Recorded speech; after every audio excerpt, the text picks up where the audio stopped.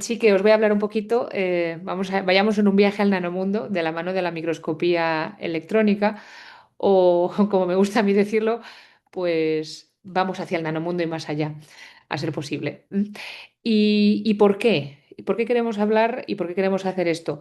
Bueno, pues como físicos, estudiantes de física y allá donde os encontréis en vuestra etapa como formación, estáis aquí pues porque tenemos muy buenas noticias y es que no entendemos la naturaleza como existe y en particular no entendemos la naturaleza en lo que se refiere a las propiedades de los materiales y de los sistemas que utilizamos para nuestro desarrollo tecnológico en la humanidad a nivel de estructuras, a nivel de medicina, a nivel de propiedades funcionales, magnéticas, ópticas, todo está, hay mucho más por descubrir que lo que ya sabemos, ¿de acuerdo? Entonces, en el particular ámbito de lo que son las propiedades de los sólidos y de la materia condensada en particular, ya sea dura, blanda, orgánica o inorgánica, pues todo depende de la configuración atómica, de qué átomos tenemos, en qué proporción, cuál es la composición química, qué tipo de enlace está presente, pues si es iónico suele dar materiales aislantes, si es metálico pues da materiales conductores.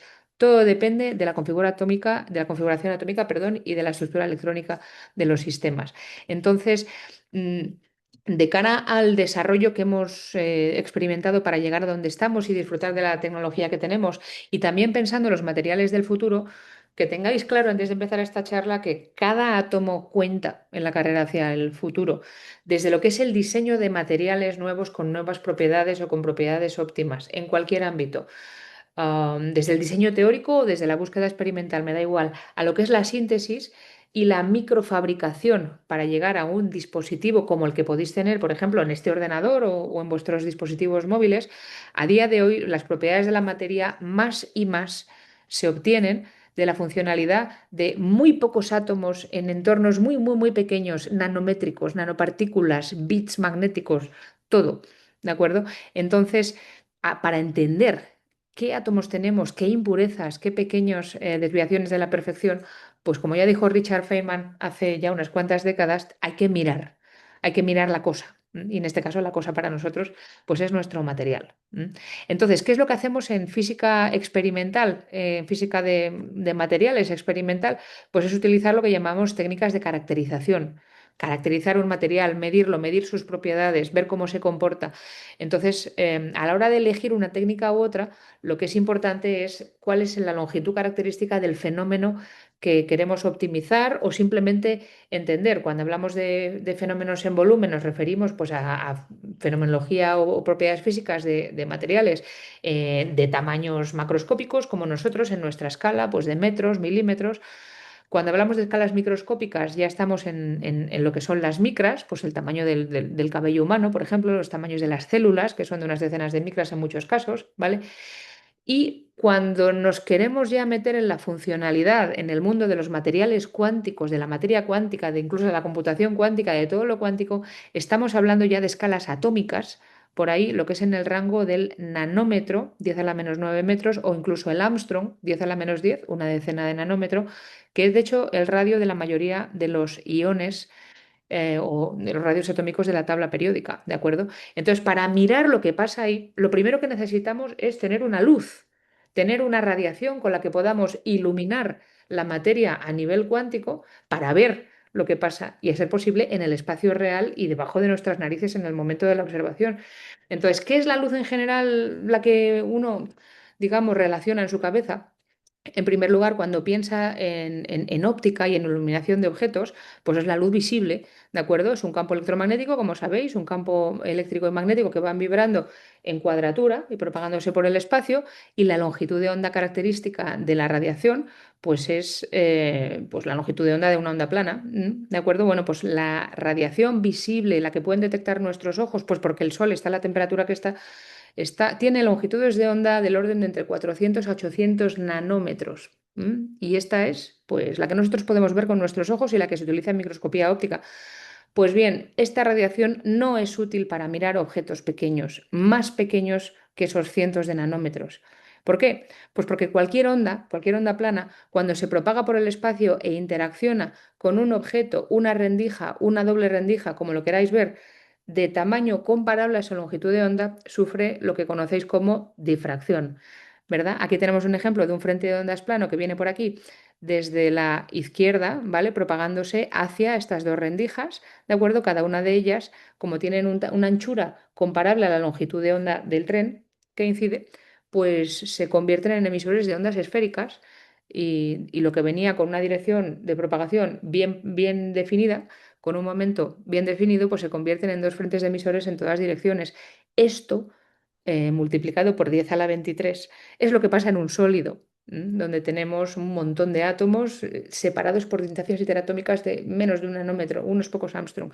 Entonces, la luz visible no sirve para ver estructuras cristalinas ni para ver átomos, con lo cual, pues podríamos decir que estamos muertos antes de empezar, ¿verdad? Porque si con la luz no podemos ver, bueno, pues utilicemos otra radiación. Si pensáramos en espectro electromagnético, de hecho, para ver cosas del orden de Armstrongs teníamos que irnos a rayos X muy duros. ¿M? Pues bien, estos no son ni fáciles de producir porque necesitamos sincrotrones, ni fáciles de enfocar, con lo cual la radiación electromagnética fuera, no sirve para ver objetos pequeños. ¿Qué es lo que vamos a utilizar? Electrones. Los electrones sabéis que son partículas, en principio, pero gracias a la dualidad onda-corpúsculo también se pueden comportar como ondas. Y de hecho, ya el propio Feynman en su clase clásica del año 1959 ya dijo que en el mundo, digamos, de los materiales hay mucho sitio al fondo, digamos, en el sótano. ¿Quién es el sótano? Las distancias características entre átomos. Y ya él dijo que mejorando la óptica electrónica podríamos quizá llegar a ver lo que pasaba en esas escalas y simplemente mirar. ¿Y por qué sintió esta necesidad de decir una cosa que a día de hoy nos parece tan obvia? Pues fijaros, cuando uno pinta la resolución espacial, aquí en la escala vertical, en angstroms, que se ha podido conseguir en la línea del tiempo, abajo tenemos los años, ¿de acuerdo? Desde 1800 y pico, cuando se inventaron los primeros microscopios ópticos, ¿de acuerdo? Pues obviamente con la microscopía óptica, con el paso del tiempo, se consiguió llegar a ver cosas del orden de cientos de nanómetros y hasta ahí hemos llegado por el motivo que os dije. Pues bien, en los años 30 del siglo pasado, del siglo XX, Ernest Ruska y Max Knoll desarrollaron el primer microscopio electrónico acelerando electrones a voltajes de kilovoltios. Tan fácil como eso, recordar. Energía cinética igual a energía potencial, ¿verdad? La energía se conserva, pues si tú a un electrón le aplicas un campo eléctrico de unos cuantos kilovoltios, se acelera y se acelera hasta unas velocidades que en principio van a ser relativistas, ¿vale? Del orden de una fracción de la velocidad de la luz, pero con longitudes de onda de picómetros. Y esto sí que sirve para ver nanómetros. Entonces, en el siglo XX, básicamente, desde que se inventó el primer microscopio electrónico, se dedicó la comunidad especializada a desarrollar la óptica electrónica de forma que pudiéramos hacer microscopios equivalentes a los convencionales. Y allá, por finales del siglo XX, se llegó al límite de empezar a resolver cosas que estaban en el orden de las distancias interatómicas. O lo que es lo mismo el Armstrong. Así, el microscopio electrónico, desde sus principios en los años 30 hasta principios de 2005, perdón, de los años 2000, donde por primera vez se batió la barrera de resolución de un Armstrong, hasta el día de hoy. Este es un microscopio aquí a la izquierda, perdón, a la derecha, que está en la Universidad Complutense de Madrid, pero en España hay varios parecidos en poco menos que vuestro patio de atrás, o sea, podéis acercaros y utilizarlos para medir. Pues podemos hacer experimentos de observación del nanomundo con resolución atómica. Por cierto, a Ernest Ruska afortunadamente vivió una larga vida y en 1986 seguía vivo y le dieron el premio Nobel por todo esto. Entonces, pues bueno, sabéis que para que os den el premio Nobel, entre otras muchas cosas, hay que seguir vivos. Cuando ya uno se muere ya no le dan. Entonces, pues bueno, es un campo muy excitante en los últimos años donde ha habido muchos desarrollos. Al final de la película, el microscopio electrónico de transmisión es simplemente un dispositivo de proyección y magnificación.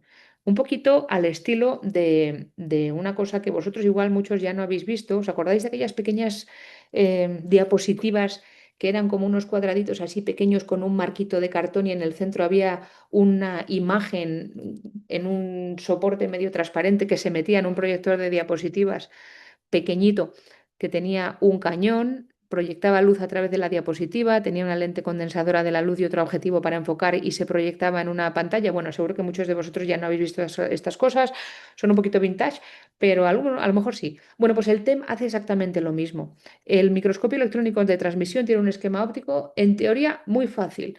Tenemos una fuente de electrones que es como la bombilla, ¿vale? Donde se extraen electrones de un filamento muy afilado, se aceleran en un voltaje que ya os digo puede ser desde unos pocos kilovoltios hasta cientos de kilovoltios, ¿de acuerdo?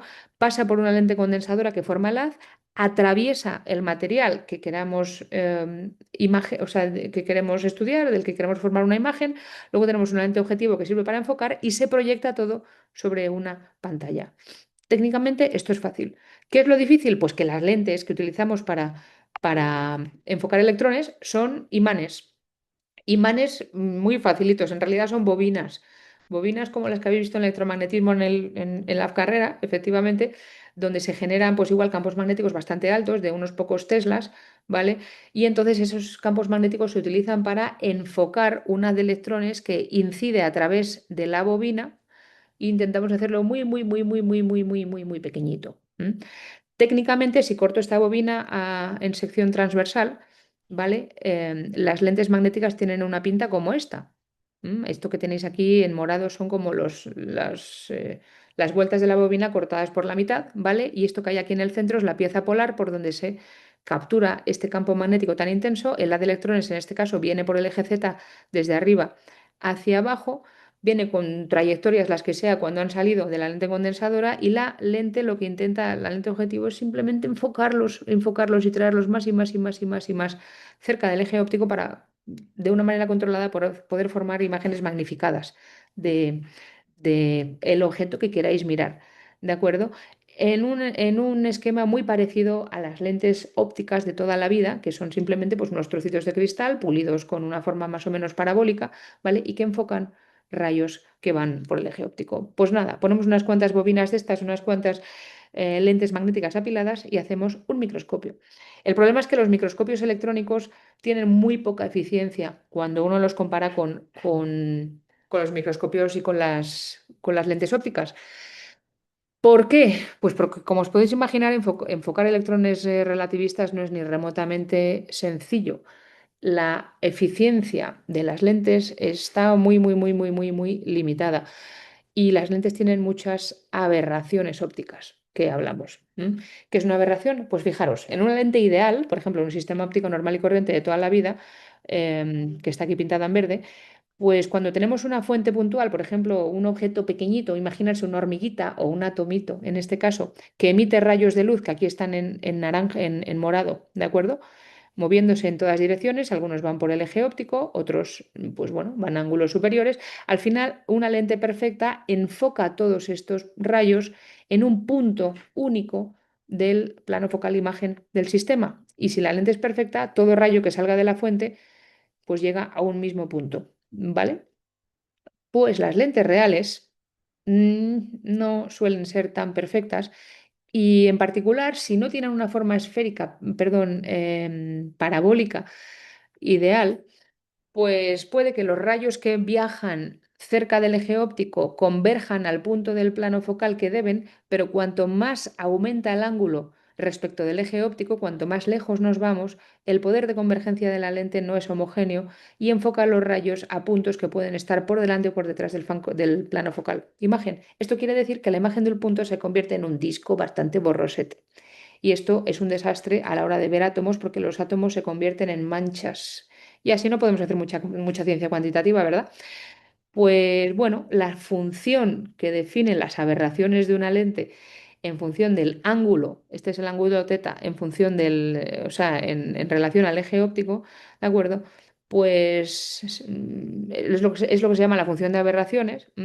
Y el primer término que domina, que no se podía corregir hasta principios del siglo XXI, o sea, de nuestro siglo de ahora, es lo que se llama el término de aberración esférica. ¿Vale? En fin. ¿Qué quiere decir esto en la vida real? Bueno, pues en la vida real vamos a intentar aquí un experimento de magnificar un objeto con una lente perfecta, como por ejemplo una lupa, Y para eso tengo aquí la imagen de mi objeto, voy a mover la distancia focal para magnificar el objeto y según lo voy magnificando más y más y más y más y más, veis que la imagen del objeto empieza a tener rayas, aberraciones, cosas raras. Y eso es porque en mucha magnificación las cosas ya no se ven bien. Y si la lente no está bien alineada y la tuerzo un poquito y la inclino, veis que encima salen rayas, por ejemplo aquí hacia la derecha, y la imagen de mi objeto puntual, que en teoría podría ser una manchita de esas, ya no se ve bien, ¿vale? Esto sería, por cierto, una aberración que en un sistema óptico se llama coma, que es lo que sucede cuando los rayos van a un ángulo raro, ¿de acuerdo? Bueno, pues imaginaros si no tenemos una lente perfecta, que en microscopía electrónica no las tenemos, y en vez de hacer una lupa normal, hacemos una lupa imperfecta, por ejemplo, una copa. Una copa de vidrio que tiene una forma que ya no es redonda, que tiene una simetría que no es de revolución, que encima a veces está llena de vino, ¿vale? O de cerveza, o lo que se beba cada uno. Intentamos hacer el mismo experimento. Pues como veis, al magnificar, ajustando la distancia focal, enseguida empiezan a aparecer aberraciones y cosas que tienen formas raras y no hay forma humana de realmente saber qué pinta tenía uno de estos puntitos en este sólido, en este caso amorfo, que tenemos aquí para magnificar. Pues bien, esto es básicamente el problema que tenemos en el microscopio electrónico. Que las aberraciones al final de la película nos dan ruido y nos dan imposibilidad para enfocar las cosas y magnificarlas como Dios manda para sacar información cuantitativa, en este caso sobre estructuras atómicas. Tenemos un problema. Pues bien, que sepáis que todo el marco teórico alrededor de la óptica de aberraciones, con la cual ya no voy a daros más la lata, pero, pero es muy importante en cualquier sistema de estos y hay que solucionarlo antes de implementar un dispositivo microscopio que funcione, estaba resuelto desde los años 40 y 50 del año pasado. O sea, a nivel teórico todo el mundo sabía lo que era una aberración, una función de aberraciones, cómo se corregían y qué era lo que había que hacer. Pero lo que no había era una capacidad, de hecho, implementarlo a nivel experimental, porque es como si tuviéramos que cambiar en un sistema óptico no una distancia como hacíamos para enfocar, sino 40 parámetros diferentes, ángulos, distancias, espesores, bueno, en fin, un montón de cosas que me da hasta dolor de cabeza solo de pensarlo, pero a la vez y a mano. Eso está mucho más allá de la capacidad humana. ¿De acuerdo? Cambiar tantos parámetros a mano y ajustarlo todo para corregir las aberraciones, no hay forma de hacer esto. ¿Qué es lo que pasó a principios de siglo XX? Que por fin tuvimos ordenadores lo suficientemente potentes para que hicieran ese trabajo por nosotros. ¿Mm? Para que os hagáis idea, la complejidad del trabajo es equivalente a manejar un telescopio espacial como el Hubble, ¿vale?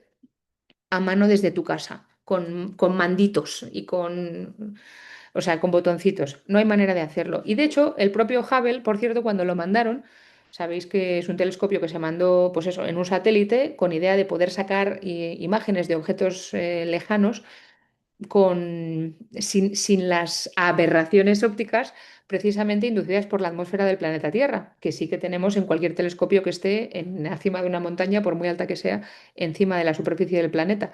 Pues bien, el Hubble se mandó al espacio, tenía un espejo que está aquí en la foto esta de aquí arriba, que también estaba hecho de muchos pequeños espejos para recoger la luz visible que venía de grandes distancias y se intentaron hacer imágenes de galaxias y de otros objetos siderales, ¿de acuerdo? Según se mandó, y se dieron cuenta que seguían saliendo borrosas. ¿Por qué? Porque el espejo principal del Hubble también estaba un poquito mal hecho, tenía algunos fallos y también tenía aberración esférica. Por cierto, hubo que mandar el Space Shuttle, el transbordador espacial, varias veces a arreglarlo, pero cuando por fin se consiguió, fijaros el tipo de imágenes y la mejora que encontramos. Por ejemplo, aquí tenemos una imagen de la galaxia espiral M100, que seguro que muchos de vosotros habéis visto. El nivel de detalle y la riqueza de contraste que había en las imágenes aumentó en un factor 100 o 1000, ¿de acuerdo? Y a partir de ahí los astrofísicos tuvieron una herramienta de, digamos, potencial único para mirar al universo con nuevos ojos. Pues bien, en el microscopio electrónico a principios de este siglo pasó exactamente lo mismo, con la única diferencia de que en un microscopio electrónico lo que hacemos es exactamente lo contrario de un telescopio. Es como si le damos a la óptica la vuelta y la miramos al revés por el principio de reciprocidad. ¿De acuerdo? Pero al final esta señora que está aquí intentando ver algo por el extremo aparentemente incorrecto del telescopio, no está tan equivocada. Lo que pasa es que esta señora se tiene que dedicar a la microscopía y no a la telescopía o más bien digamos astronomía. Pero bueno, al fin y al cabo el símil óptico es el mismo. Lo que pasó a partir del año 2000 es que tras la corrección de aberraciones, la resolución espacial que pudimos alcanzar batió la barrera del Armstrong, digamos del radio atómico, y a día de hoy, de hecho, está por debajo de 0,4 Armstrongs. Y podemos ver todo el mundo nanoscópico con un nivel de detalle totalmente diferente. ¿Mm? ¿Qué es lo que podemos hacer? Pues fijaros, antes de corregir una imagen, por ejemplo, de una red de silicio, de un silicio normal y corriente, como el que tenemos en nuestros dispositivos electrónicos, ¿de acuerdo? Aquí lo tenemos inclinado en la proyección cristalina 110. Pues bueno, se veían imágenes cuando tú aumentabas la magnificación del microscopio por unos 10, 20 millones de veces de algo que parecía como periódico. Ay, pues aquí hay unas manchitas en las imágenes. Ah, pues eran átomos. Ah, vale, muy bien. Cuando se instaló el primer corrector de aberración esférica en un microscopio electrónico de transmisión con barrido, aquí en particular se estaba en el Laboratorio Nacional de Oak Ridge, que es donde estaba yo en aquellos años, pues de repente, fijaros lo que pasó en 2001. Se limpian las aberraciones, se limpian las imágenes exactamente igual que le pasaba al telescopio Hubble. De repente lo que era una mancha así como difusa se convertían en columnas atómicas, que en este caso de hecho eran dos, eran parejas de columnas, los famosos dumbbells del silicio. Y podemos decir que una nueva época épica de drama y exploración y aventura en física de materiales se abrió ante nosotros. Y así fue. Muchísimos sistemas antiguos como por ejemplo el propio silicio, pero mirados con estos nuevos ojos, adquirieron una nueva dimensión.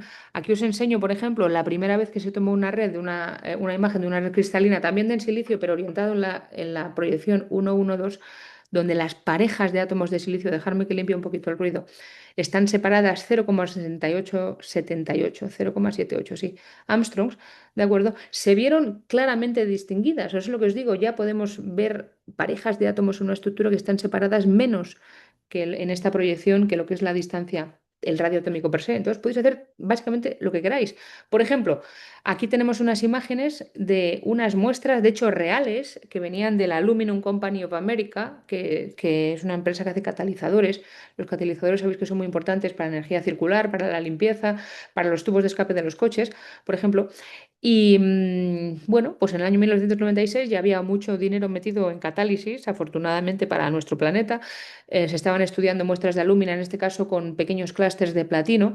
Metían las muestras en los microscopios buscando los clústeres de platino, veías unas manchitas así como estas y decías, ahí están, son átomos aislados de platino. La cantidad más pequeña de platino que existe en la naturaleza, ahí está. Bueno. Había que poner, para colar esto en una revista, había que poner un circulito. Siempre que un microscopista os ponga una flechita o un circulito o digan, mira, aquí es que no se ve nada, ¿vale? Pues sí, aquí, sí, esto parecen tres manchas. Bueno, después de la corrección de aberraciones ya no hacía falta convencer al editor nunca más. Este artículo que estaba publicado en 1996 en PRL se volvió a publicar con nuevos datos en 2004 en Nature Materials por Albina Borisevich y se veía claramente que efectivamente los trímeros eran trímeros y el tipo de enlace que había eran triangulitos de platino que gracias a que dejaban pues estados electrónicos libres servían para catálisis y se podía medir cuántos había y a qué distancias y demás, pues bueno, una maravilla. A día de hoy se pueden ver cosas como incluso materiales bidimensionales como el grafeno, una sola capa de material, solo un átomo de carbono, aquí tienes una capa de grafeno con su simetría hexagonal, incluso a muy bajos voltajes, lo anterior os estaba mostrando 300 kilovoltios, voltaje de aceleración, esto es ya a 60, una imagen hecha por Wusu también en Oak Ridge. Incluso ver impurezas, por ejemplo, aquí habían sustituido un átomo de silicio en uno de los sitios de dos carbonos. Incluso se pueden poner filas de átomos de silicio ya a día de hoy porque se puede manipular con el haz de electrones, como os mostraré luego, y hacer a lo mejor guías de ondas monoatómicas, filas de átomos para propagación de luz a nivel atómico. Y bueno, la verdad es que es una pasada las cosas que se pueden hacer.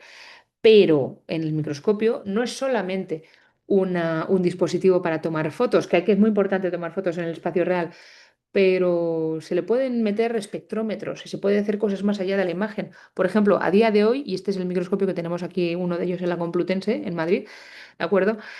Al final de la columna del microscopio, o sea, abajo se puede meter lo que son espectrómetros, por ejemplo, espectrómetros de pérdida de energía de electrones, un sistema que tiene un imán que separa los electrones por la energía que llevan, y de la misma forma que haría un prisma óptico. ¿Mm? ¿De acuerdo? ¿Cómo se hace esto? ¿Cómo sucede? ¿Por qué hay electrones de diferentes energías si yo los he extraído todos del mismo filamento y los he acelerado todos al mismo voltaje, por ejemplo, 300, 200 kilovoltios, lo que sea? Pues porque algunos de los electrones cuando atraviesan el material, bueno, la gran mayoría de ellos pasa por entre medias de los átomos y se dispersa elásticamente a la salida. Pero algunos de ellos que pasan lo suficientemente cerca de alguna capa electrónica o de algún núcleo son capaces de interaccionar inelásticamente con el material, ceder un poquito de energía a electrones internos que están en sus niveles, en principio, cerca de los núcleos. Estos internos se van a excitar a los estados electrónicos disponibles por encima del nivel de Fermi. En este proceso han de ganar energía del haz incidente y el haz incidente pierde esta energía, ¿vale? ¿Qué es lo que sucede?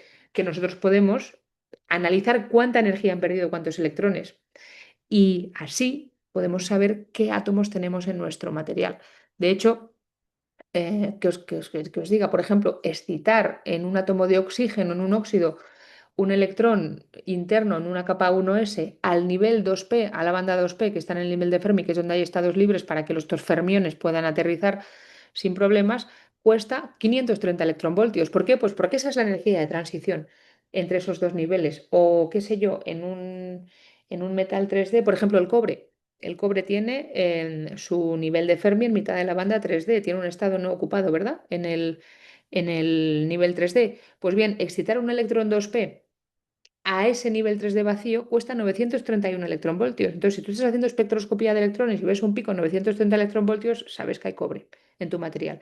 Entonces, la espectroscopía de pérdida de electrones, Electron Energy Loss Spectroscopy o EELS, su acrónimo, en el microscopio electrónico es muy útil para añadir una dimensión de color, de sensibilidad a la composición y además también se puede hacer con sensibilidad atómica.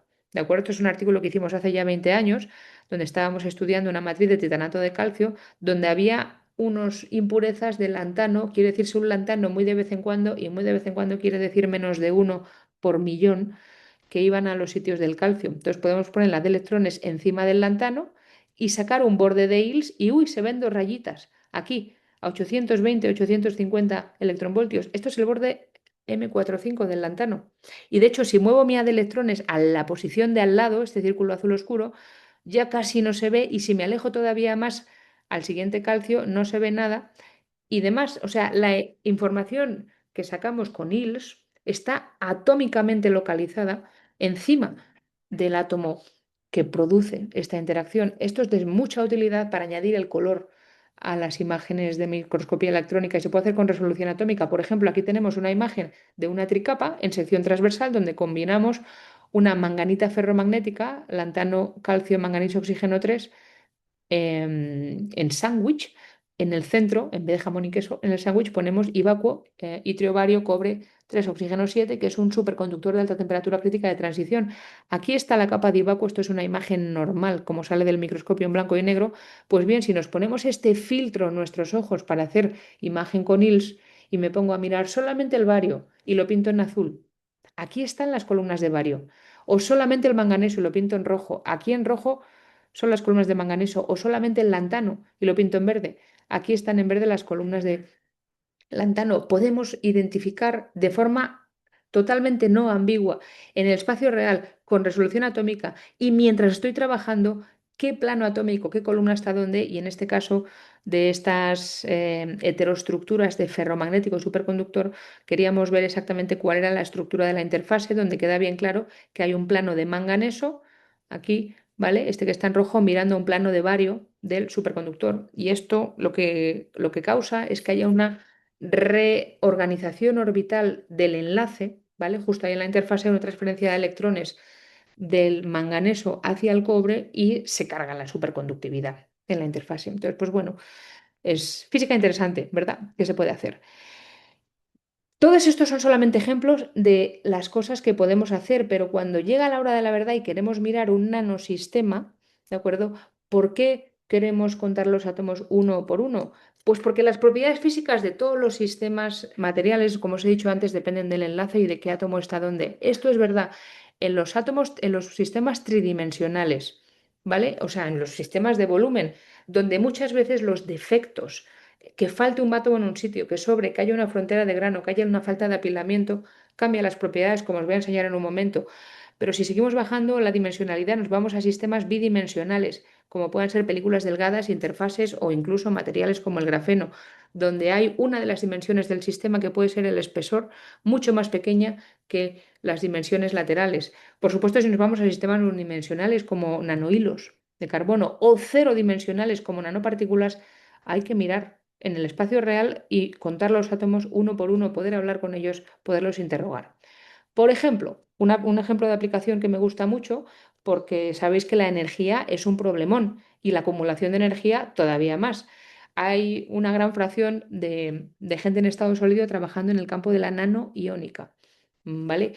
¿Cómo se mueven los iones en electrodos aislantes para baterías?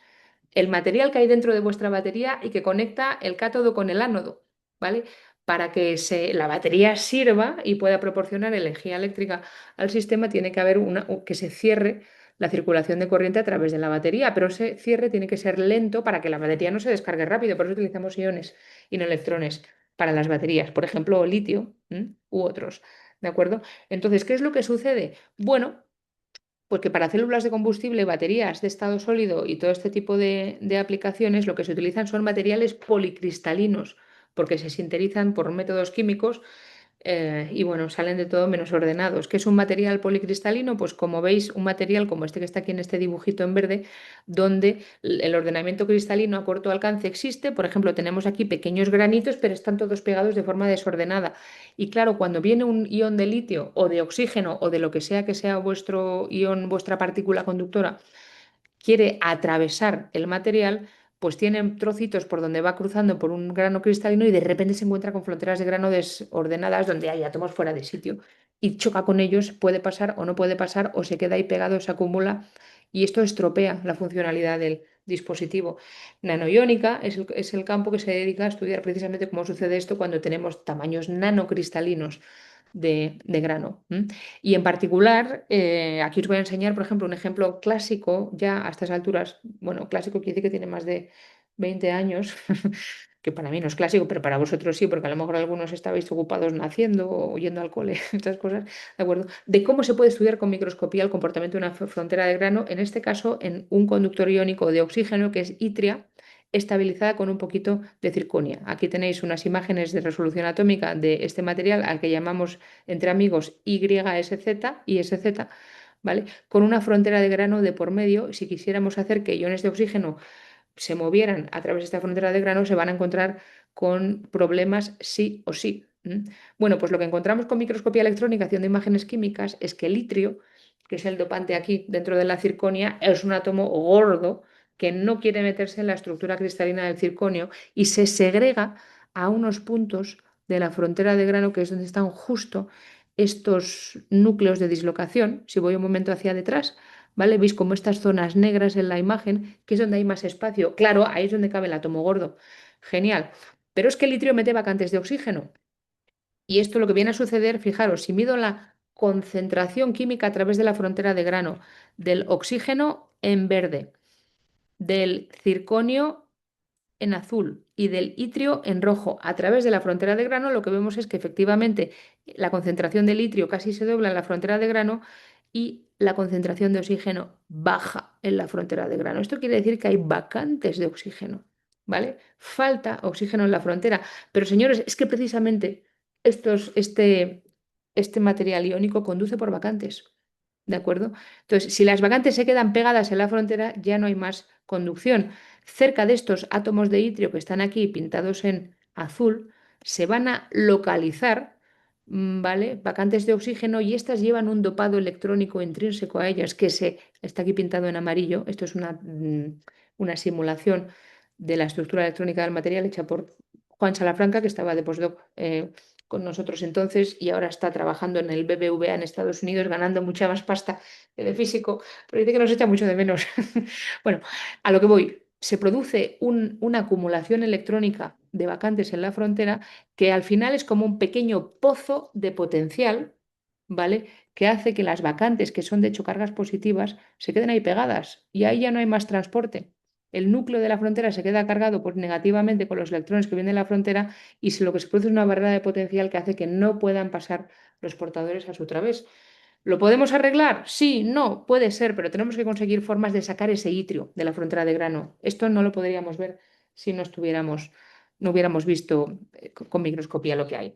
Cosas más interesantes todavía, pues fijaros, en las mismas capas de ISZ, pero súper, súper, súper delgada. ¿Qué pasa si solo pongo una capa de itrio, como antes, en una estructura de sándwich, entre dos materiales cúbicos, como por ejemplo el titanato de estroncio, ¿vale? Estroncio, titanio, oxígeno 3 que veis aquí. Pues fijaros, una imagen en sección transversal de una capa súper delgada de ISZ aquí, en el medio, donde está la flecha amarilla, ¿vale? Entre dos electrodos de titanato de estroncio. La estructura de la interfase está pintada aquí. En rojo van los átomos de oxígeno, en amarillo está el estroncio en el titanato, en azul el titanio y en verde está el circonio de la circonia. Cuando tú intentas crecer de manera ordenada ISZ sobre una estructura cúbica de titanato de estroncio, las subredes de oxígeno no coinciden. Para que estos materiales se peguen y pueda salir una estructura tan ordenadita como esta, tienen que faltar muchísimos oxígenos en la interfase. Pues bien, cuando faltan muchísimos oxígenos, ¿qué es lo que se ha creado ahí? Una estructura casi hueca por donde los oxígenos que de hecho no faltan, los que sí que están, se pueden mover a super velocidad. Bueno, super velocidad, a mucha velocidad. Venga, vale. Y lo que conseguimos es un fenómeno de conductividad iónica colosal en las interfases epitaxiales. Esto fue una cosa que publicamos en Science allá por 2008, hace ya bastante tiempo, y de hecho, pues bueno, tuvo bastante impacto, hubo bastantes empresas que pensaron que podían hacer un superconductor iónico y Jacobo Santamaría, que era el investigador a cargo del proyecto, está aquí también en la Complutense, en Madrid, pues le entrevistaron de varios medios de comunicación, uno de ellos fue El Mundo, el periódico que conocéis, y estuvo muy gracioso porque cuando por fin salió la noticia en El Mundo, pues dijeron que había científicos de la Complutense que habían desarrollado un método para universalizar el uso del hidrógeno como energía alternativa. Nadie sabía dónde estaba el hidrógeno por aquí. Pero bueno, es muy bueno que la ciencia tenga visibilidad. Y lo que, bueno, cuando seáis científicos mayores, tener cuidado cuando habláis con periodistas, explicarles las cosas muy bien o a ser posible muy fácil para que lo entiendan. Pero bueno, en cualquier caso, son cosas interesantes que solamente se ven con microscopía. El problema de la microscopía es que tiene muchas fuentes de error. Uno de ellos es que estamos viendo los objetos en transmisión, recordar el haz de electrones pasa a través de la muestra y yo debajo pongo un detector y saco una imagen. Y entonces lo que veo es una proyección bidimensional de un objeto tridimensional. Esto puede llevar a error, porque, por ejemplo, imaginaros que yo me voy al zoológico y saco la foto de dos rinocerontes que están uno al lado de otro. Uy, y me voy a casa y revelo o mejor dicho, ya no revelamos nada, pero miro la imagen tal como me salió. Fijaros, si lo hago con la suficiente maldad o sin querer, que es como a menudo pasan los peores errores en esta vida, pues parece que he sacado una foto de un rinoceronte con dos cabezas. Yo agarro como científica, digo, wow, un rinoceronte con dos cabezas. Lo mando a Nature o a Science y lo vuelvo a publicar, ¿verdad? Pues no, el problema es un problema de proyección. Aquí lo que había era dos rinocerontes, uno detrás de otro, obviamente, y nosotros sabemos que son dos rinocerontes porque sabemos lo que es un rinoceronte. Pero imaginaros en ciencia donde a priori tú no sabes lo que te tiene que salir. Es muy fácil equivocarse con las imágenes en proyección y con su interpretación. Pues bien, la corrección de aberraciones afortunadamente tuvo un efecto em, positivo en este respecto y es que, claro, si pensáis en la forma de la de electrones cuando se condensa al pasar por las lentes que forman el cono, el haz de electrones, ¿vale? Lo que hacemos es hacerlo cada vez más fino, más fino, más fino, más fino, más fino, tiene forma de cono. En el cono, justo en el punto de intersección, es donde yo pongo la muestra, donde está todo muy enfocadito. Hay lo que se llama una profundidad de foco, que esto es, para los que hagáis fotografía, el tamaño de la muestra, el área de la muestra que está enfocado toda la vez, ¿vale? Y luego ya el haz sale de la muestra y se dispersa en muchas direcciones, ¿de acuerdo? Bueno, pues la profundidad de foco antes de la corrección de aberraciones era enorme. Era de decenas, cientos de nanómetros, tan grande como la muestra, con lo cual tú sacabas una foto de tu muestra, se veía todo de golpe y ya está, una imagen bidimensional de un rinoceronte con dos cabezas, pero sin tú saber que eso era un rinoceronte de entrada. Bueno, pues con la corrección de aberraciones se consiguió reducir la profundidad de foco del haz de electrones a 2-3 nanómetros y ahora sí que podíamos enfocar el haz de electrones a diferentes alturas dentro de la muestra. Por ejemplo, para un objeto tridimensional, como una muestra de nanopartículas sobre un soporte catalizador, ¿vale? Podemos enfocar el haz arriba, sacar una imagen de las partículas en la superficie de entrada, o podemos enfocarlo a diferentes alturas dentro de la muestra, sacar una imagen intermedia, luego otra un poquito más abajo, luego otra un poquito más abajo. Hacer lo mismo que se hace, por ejemplo, en un aparato de resonancia médica, como a lo mejor os han hecho a algunos, y aplicar modelos matemáticos para reconstruir tridimensionalmente el objeto. O sea, simplemente vamos, enfocamos arriba, luego un poco más abajo, un poco más abajo, un poco más abajo, sacamos lo que se llaman series de foco. Aquí tenemos una serie de foco, mirar por ejemplo la que está en la izquierda, de nanopartículas de oro, que son estas brillantes sobre un soporte de alúmina, que es la cosa está un poquito más oscura. En principio no había nada en foco, luego hay unas nanopartículas que entran en foco, otras que desaparecen, ahora tenemos por aquí abajo alguna que va a entrar en foco y de repente se va a ver bien, cuando las otras ya no se ven. Nosotros podemos agarrar esto y reconstruir el objeto tridimensional y contar cuántas nanopartículas hay y qué pinta tienen dentro del catalizador, que esto es muy importante para la catálisis de nuevo, como los trímeros que veíamos antes. Entonces, la microscopía corregida nos permite actuar en tres dimensiones y además también nos permite hacer escultura in situ de objetos nanodimensionales. Aquí tenemos, por ejemplo, un nanohilo de selenio de molibdeno a 60 kilovoltios.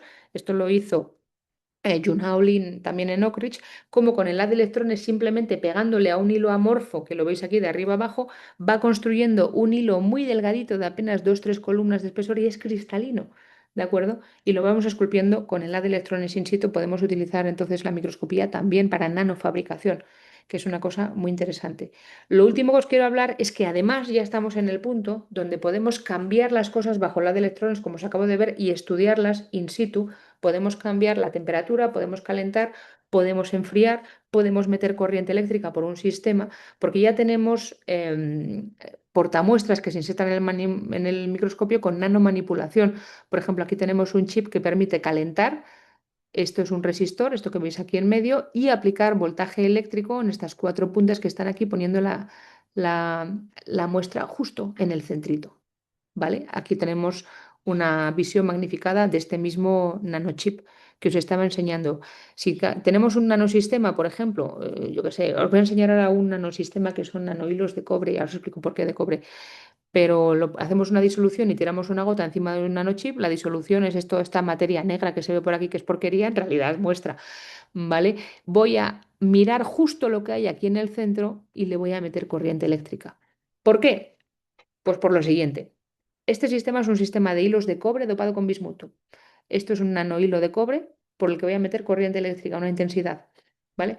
De corriente. El cobre dopado con bismuto, en principio es cobre, con un pelín de bismuto, que es un átomo muy gordo con un gran efecto spin-órbita, ¿vale? Que lo que produce es que en este sistema aparezca un efecto Hall de spin. Al meter campo eléctrico en la dirección perpendicular al campo eléctrico se da una separación de carga, como en el efecto Hall, pero en vez de ser carga positiva y negativa, son spin arriba y canal de spin abajo. Y esto vale para convertir carga en spin y hacer corrientes de spin que en un momento dado se puedan meter en un dispositivo spintrónico, que es una especie de electrónica, pero que en vez de basarse en la circulación de carga eléctrica, se basa en la circulación de spines y estos no disipan calor, no hay efecto Joule que valga.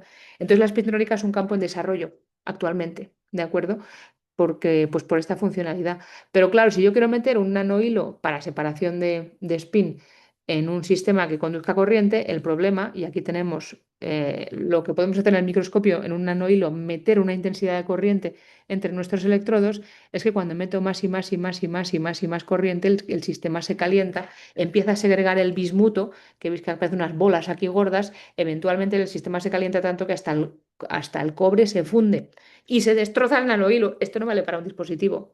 Hay que entender uno por uno estos procesos antes de meter nada de esto en un dispositivo. Pero si conseguimos controlar el efecto Joule de calentamiento a nivel nanoscópico, podemos meter corriente. Por ejemplo, aquí tenemos un hilo en horizontal al que le vamos a meter corriente.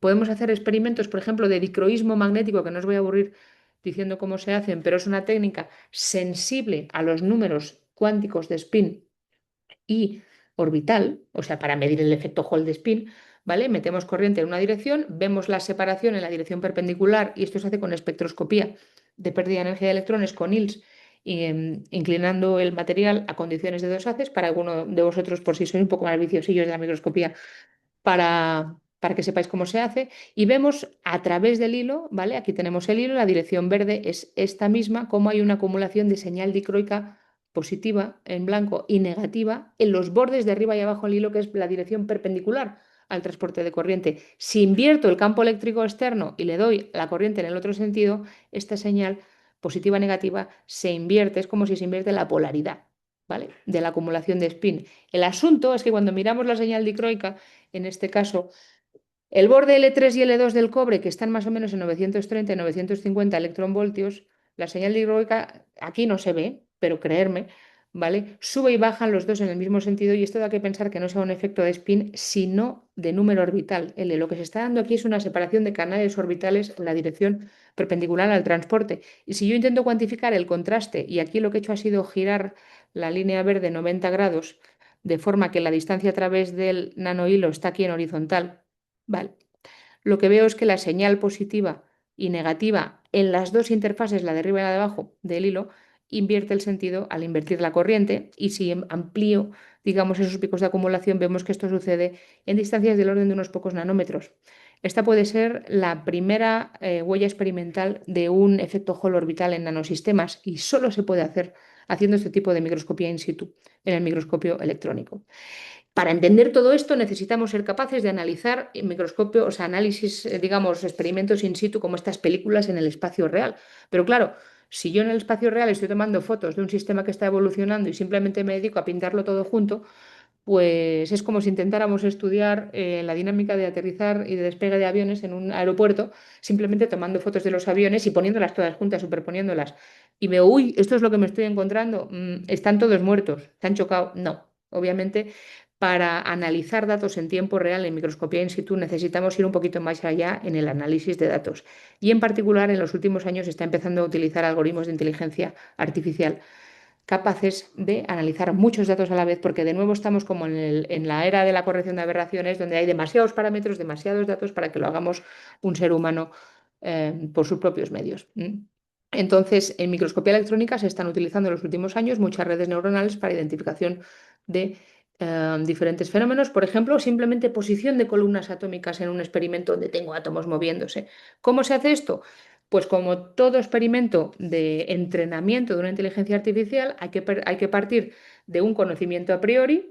Por ejemplo, un rinoceronte que tiene cuerno, que tiene patas, que tiene rabo, yo voy a simular el rinoceronte ideal, ¿vale?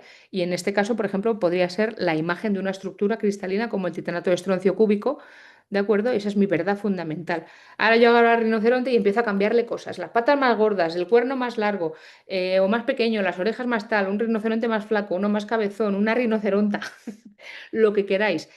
Cambio en microscopía parámetros que afectan la imagen, las aberraciones, el espesor, el defoco, aumento hasta miles y miles y miles y miles la imagen de verdad fundamental, la convierto en un dato de entrenamiento donde meto defoco, meto todo tipo de distorsiones que queráis, strains, meto defectos, lo que haga falta y enseño a una red convolucional, en este caso una con, bueno, lo que se llama una red neuronal de tipo U, que actúa por fases, a identificar columnas atómicas en todas estas imágenes que yo he hecho a mano, o incluso son algunos de los experimentales reales, pero que yo tengo un conocimiento a priori de qué imágenes, de qué columnas es estroncio, qué columnas es titanio, o en el caso del rinoceronte, cuál es la cabeza, cuáles son las patas, cuál es la cola.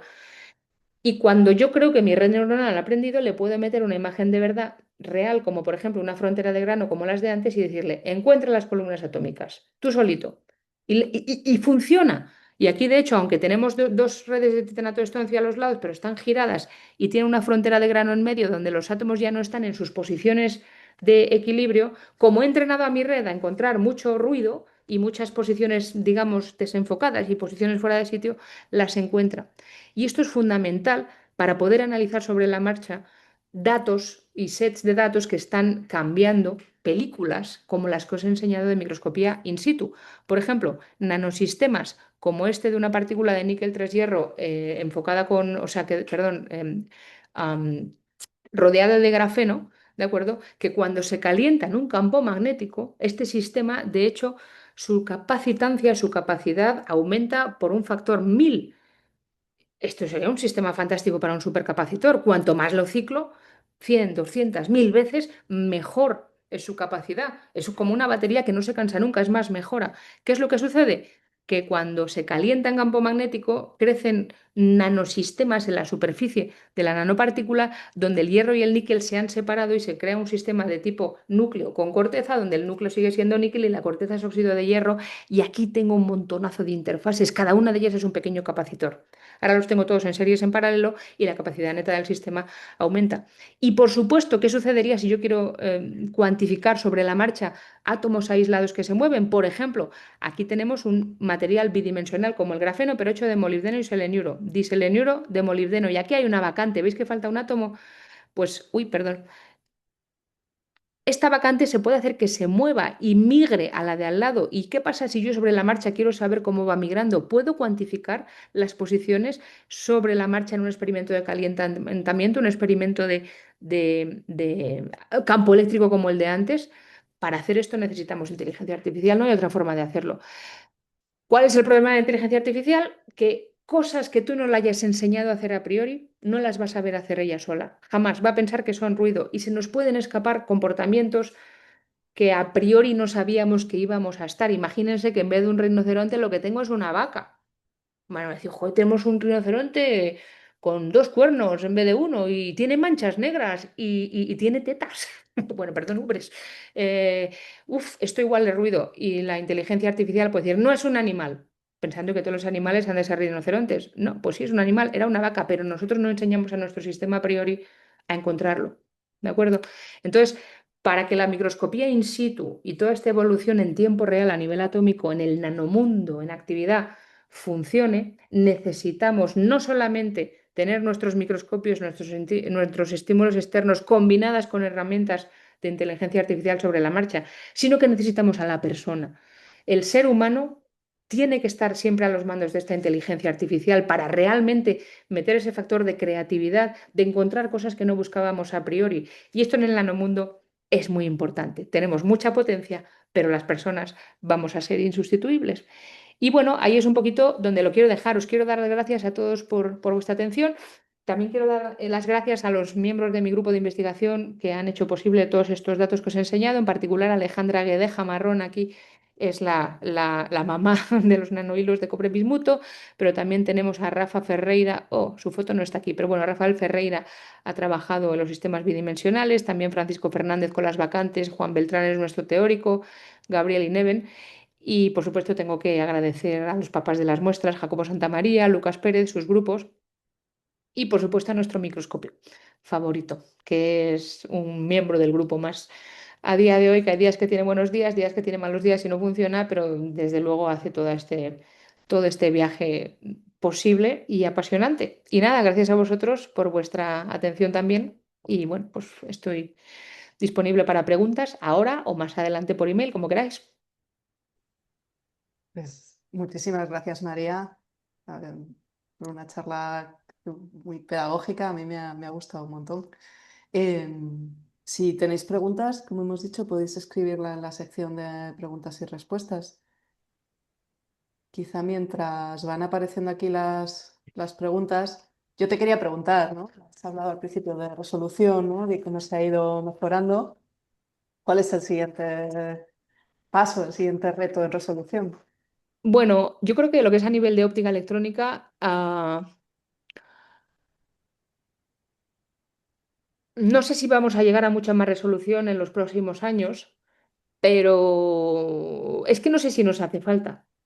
O sea, realmente ahora estamos, es como nos hemos comprado unas gafas nuevas y tenemos tantos nuevos sistemas por mirar que yo creo que la frontera de la microscopía en este momento está más bien en esto que os he contado de la evolución in situ a nivel atómico y del estudio de fenómenos de verdad. Porque hasta ahora, todos los que hemos hecho una tesis en microscopía, o casi todos, hasta los últimos 10 años, nos dedicábamos a trabajar en un sistema, digamos, fastidiar al sistema o putearlo, si queréis ver, em, mirar el estado final al que llegamos, intentar entender cómo se ha llegado ahí. O sea, estamos hablando de análisis post-mortem, ¿de acuerdo? Es como un trabajo de CSI, pero con pocos datos de partida. Pues bien, esto ya no hace falta. Ahora mismo podemos meter el sistema virgen y cambiarlo bajo el microscopio, meter campos eléctricos vamos, ya no se hablan en español, estimular flujos de corriente, transporte de masa y ver cómo sucede. El problema ahora es cómo cuantificamos todo esto, porque claro, las películas son muy bonitas, pero en ciencia hay que cuantificar y además hacer que las cosas sean reproducibles y, y comprensibles para luego poder ir al siguiente paso. Entonces, yo realmente creo que ahora mismo la siguiente frontera importante de la microscopía está en el análisis de datos. O sea, esos datos que os he encontrado, os he enseñado el efecto Holo orbital que ha hecho Alejandra, cada experimento de estos es semanas de medir y a veces son 2 meses de analizar para darse cuenta que no estaba bien medido y volver. La pobrecita leyó la tesis y se fue corriendo de postdoc. Porque dijo, esto es muy bonito, me voy a mi siguiente experimento, adiós. No, es broma. De hecho, sigue trabajando en temas parecidos, o sea que tan mal no lo pasó. Pero Está la aquí sorpresa... conectada, de hecho, ¿eh? O sea que... Así, Sí. Alejandra.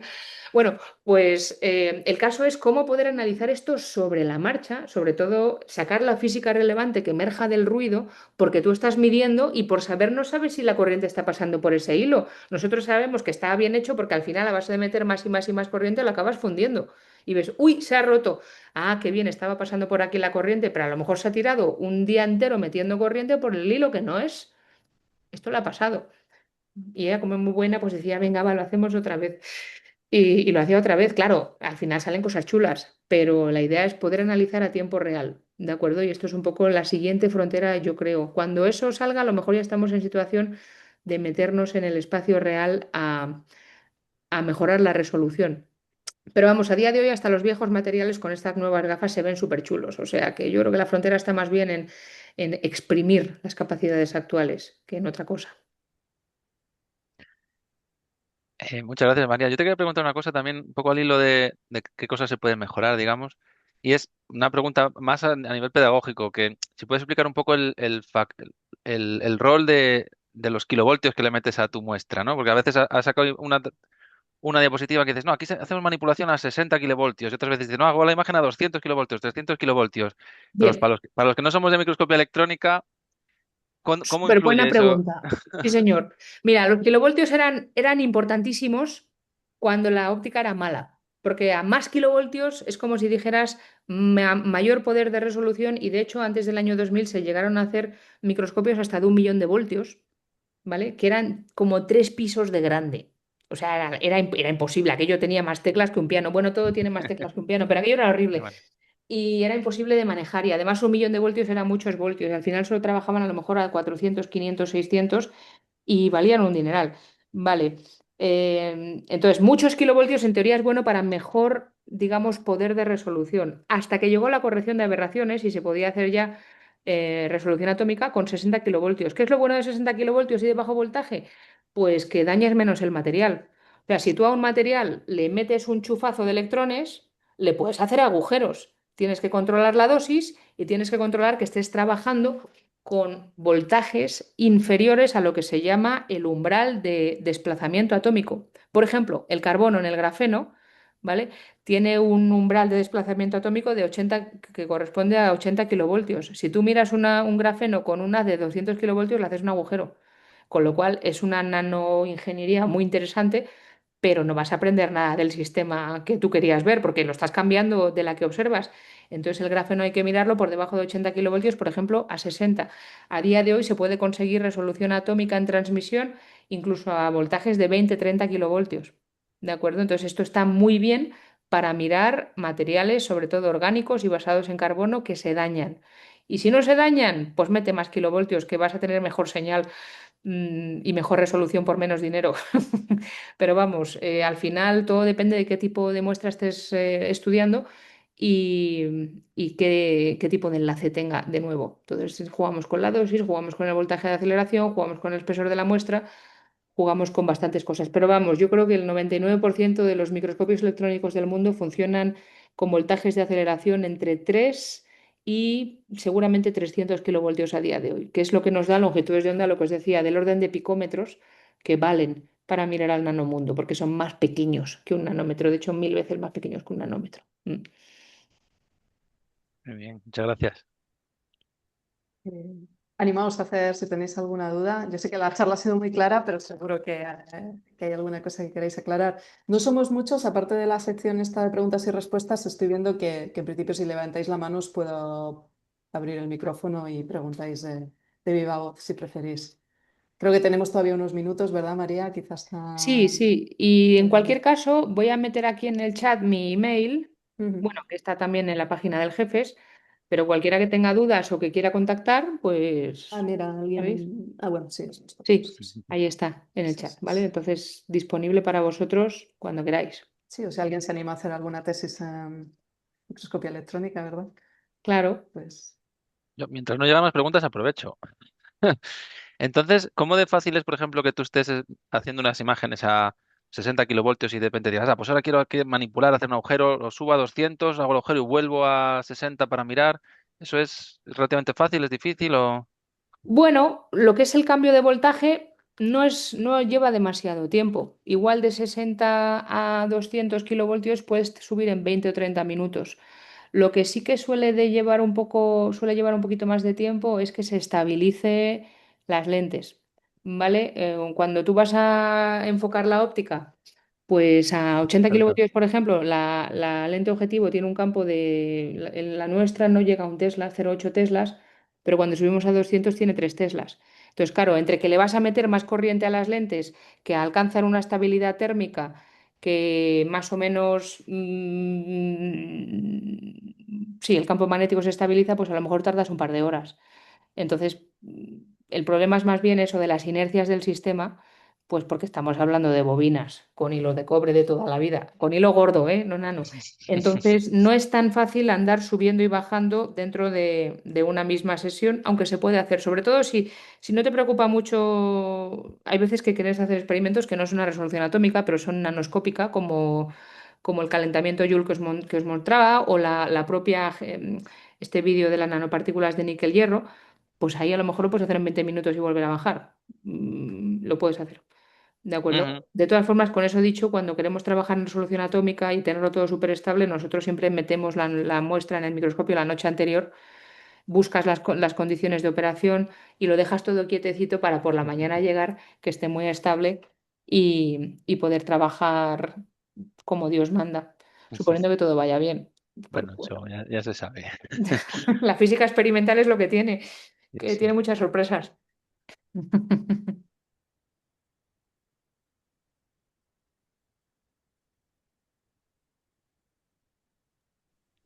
Ah, mira, tenemos una pregunta. Qué pena, no me acuerdo si ya lo contestaron. ¿Cómo funcionan las fuentes de electrones? Y si nos puede dar un ejemplo de alguna Sí, fuente. mira, Gracias. las fuentes de electrones son normalmente puntas, filamentos muy, muy, muy, muy afilados. Es un puro efecto punta. Tú tienes un filamento, por ejemplo, nada, muy afilado. Imagínate que esto es mi dedo el filamento y lo que se hace es aplicarle al filamento un voltaje de extracción, o sea, un campo eléctrico. Tenemos un ánodo debajo, ¿vale? Y se establece una diferencia de potencial entre la punta y el ánodo que suele ser de unos pocos kilovoltios. 3, 4, 5, depende de la afilada que sea tu punta. Entonces, simplemente por efecto punta, el campo eléctrico se hace tan intenso en la punta del filamento que por los electrones del sistema, que suele ser un metal, pues pueden superar la función de trabajo del material y se escapan y los absorbes. Entonces, claro, el ánodo lo que tiene es un agujerito en el centro y esos electrones que absorben ¡ron! Se cuelan por el agujero y a partir de aquí ya metemos el voltaje, la etapa de aceleración a 3 5 100 200 kilovoltios, lo que quieras hacer. Pero vamos, es un puro efecto punta de los de electromagnetismo clásico del libro de Griffiths o incluso más viejos. Es aplicar un campo lo suficientemente elevado a una punta de un filamento. Nada, es realmente, en ese sentido es bastante... Hay varias formas de hacerlo, ¿no? Pero bueno, esta es una de ellas que es bastante fácil de explicar. Tenemos otra pregunta, Andrés. Vamos a ver si funciona esto. En principio, deberías poder, Andrés Gómez. Hola, ¿se me oye? Sí, Ah, no, quería preguntar sobre lo que ha comentado en la charla del efecto Hall de spin. Si era, vamos, yo asumo que es un poco como el efecto Hall que que se usa un espectrómetro de masas, que ahí la masa es la que determina pues, el campo magnético y dónde va. Entonces, realmente, Ujú. ¿qué es lo que determina el efecto de spin? El momento magnético o... Si yo pudiera contestar a esa pregunta de verdad, ¿vale? Pues no sé si me darían un premio Nobel, pero a lo mejor andaba cerca. O sea, el efecto Hall de spin, digamos, los mecanismos microscópicos involucrados no están claros del todo, pero hay bastantes ingredientes, ¿de acuerdo? Entonces, ¿cómo separar spin en la dirección perpendicular a un campo eléctrico aplicado? Depende de muchas cosas, pero habitualmente se da mejor en materiales que tienen un acoplo spin-órbita elevado, ¿de Ujú. acuerdo? Entonces, bueno, pues el bismuto es una buena impureza para meter en un conductor como el cobre, también otras impurezas pesadas como el platino, el iridio y demás también se han formulado, ¿vale? Pero a día de hoy no te crees que está muy controlado todavía. Y de hecho, los mecanismos de conversión de corriente eléctrica, de carga de campos eléctricos en spin, pues están en desarrollo a día de hoy. La eficiencia es muy pequeña. Se saca muy poca conversión en spin porque los efectos son pequeños. Entonces, pues andamos buscando a ver cómo hacerlo mejor. Si a ti se te ocurre, te vuelven a hacer la tesis. Vale, gracias.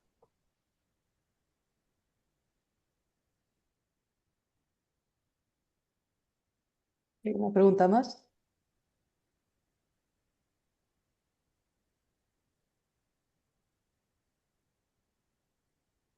Me sale una mano levantada, pero yo creo que es Andrés todavía, Ah, ¿no? sí, sí, es Andrés, sí.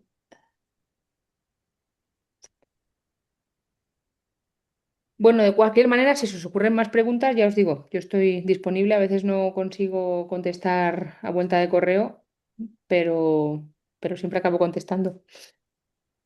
Mira, te voy a hacer yo una última pregunta mientras, por si hay alguna más, y si no, ya cerramos. En esto del spin Hall, claro, habéis hecho en sistemas donde un poco, digamos, claro, lo que tú decías, ¿no? Son esas impurezas las que, en principio, ¿no? Te añaden spin coupling o lo que sea que necesitas para generar esa separación.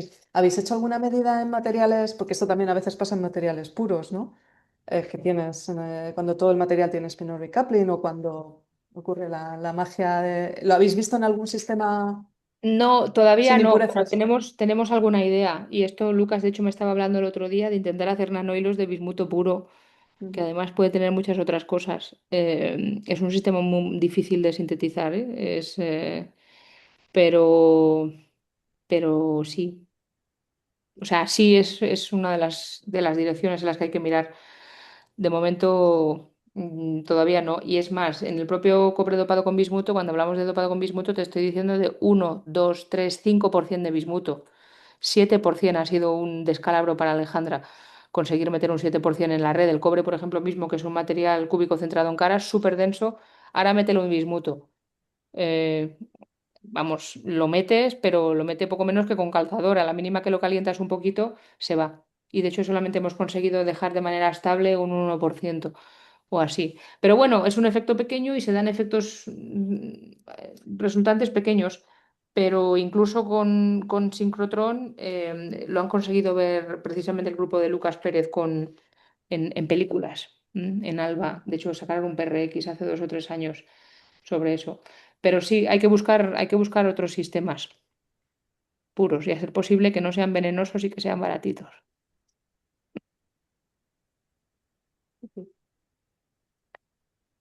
Pues bueno, si no hay, no veo ninguna pregunta más, ninguna mano levantada, última oportunidad. Bueno, si no podéis encontrar, bueno, María, tenéis el mail de María y si buscáis en la web eh, podéis encontrarla y si, y si queréis volver a ver el vídeo están todos en el canal de YouTube. Se nos ha olvidado, aprovechamos para anunciar que el próximo seminario será aproximadamente en septiembre, octubre o así. Y si todo va bien tendremos a Pablo Jarillo hablándonos de Twisted by Layer Graphene A ver si y le dan el cosas premio así. Nobel. Sí, sí. Y tenemos un español.